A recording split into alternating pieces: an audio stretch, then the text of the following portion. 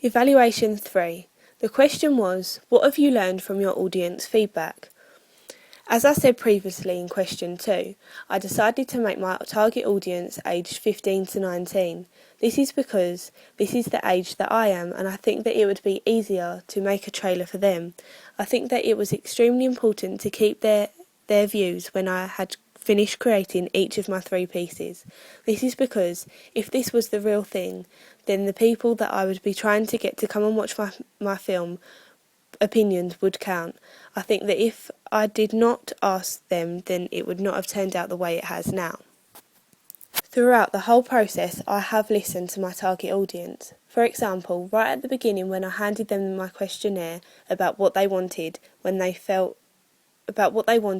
what they felt was most important in a teaser trailer, a poster and on the magazine front cover.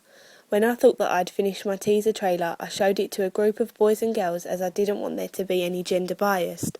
I gave them all a little bit of paper and generally they all wrote what they thought what went well and what they thought could have been improved.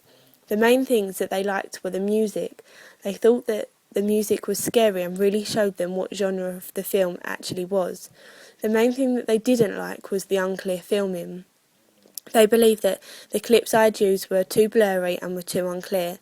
I do agree with them, but at this late stage I did not have the time to go back and refilm the clips, so I just had to make do with what I did have.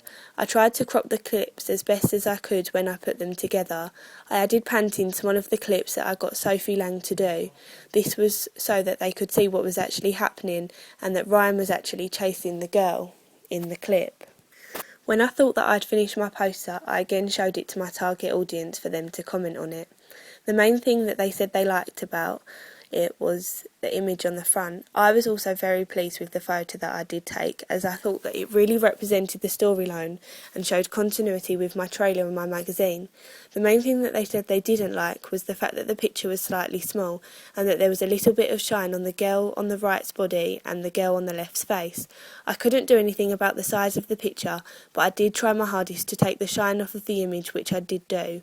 I used PicMonkey again to do this and just added a darkener so that the shine would go.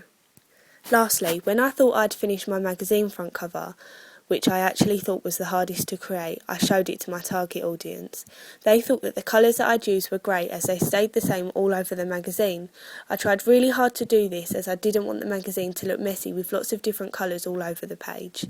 I also tried to put in my colour theme, which was black, white and red, so that the continuity continued again. The main thing that they didn't like was that the boy didn't look creepy enough and that there was a little space above the barcode. So to solve this, I added in another path stating the new upcoming movies of 2013. I also put a little bit of darkener on the picture of Ryan. This then hopefully will satisfy the needs of them by Ryan being a little bit more creepier.